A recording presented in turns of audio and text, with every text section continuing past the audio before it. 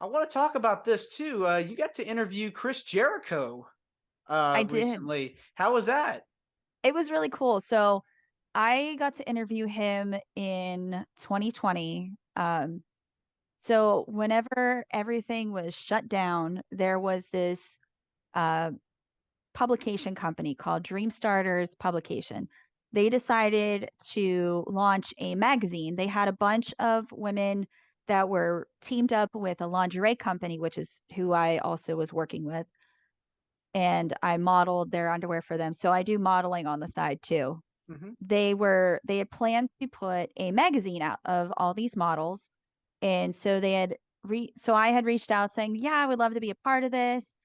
And the publisher had seen a lot of my Instagram, which has a ton of my wrestling. And he's like, "I didn't know you're a wrestler. That's super cool."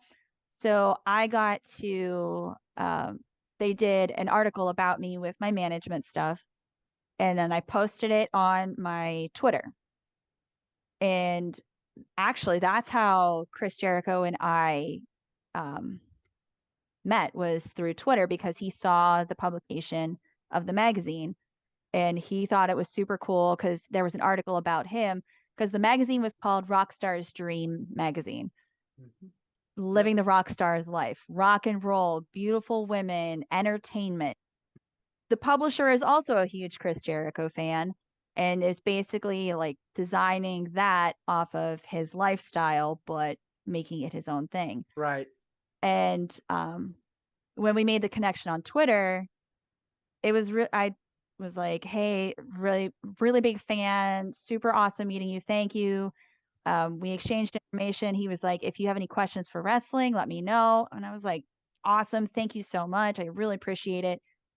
I reached out to the publisher for the magazines, and then they made the connection. And they were like, "Hey, Julia, since you've made that connection with him with wrestling, would you be cool interviewing him?" Because they already had talked about it. And I was like, "Yeah, sure." So I got to fly down to Jacksonville, Florida when they were filming AEW. So I was actually there for the Dinner Debonair show. Oh, that was a great segment.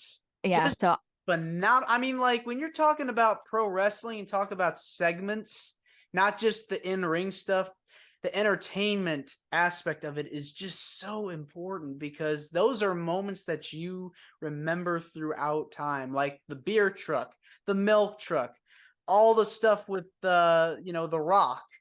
oh, yeah.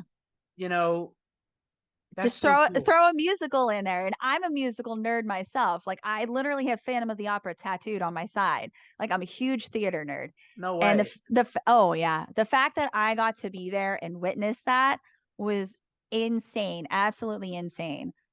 So I got to be down there for a couple days. And then just meeting him in person was the coolest thing ever. Um, it's super cool, laid back dude. We literal just chill conversation, real as real can be, and super professional. And I can honestly say we're really cool friends now. And I go and support them any of the time that AEW's in the surrounding cities of Erie.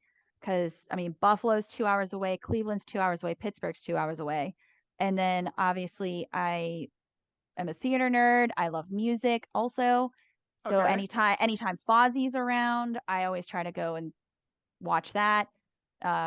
Or like any of his other bands. So I try to go and support, like, "Hey, I'm your friend and you're my friend and you've been giving me so much advice." So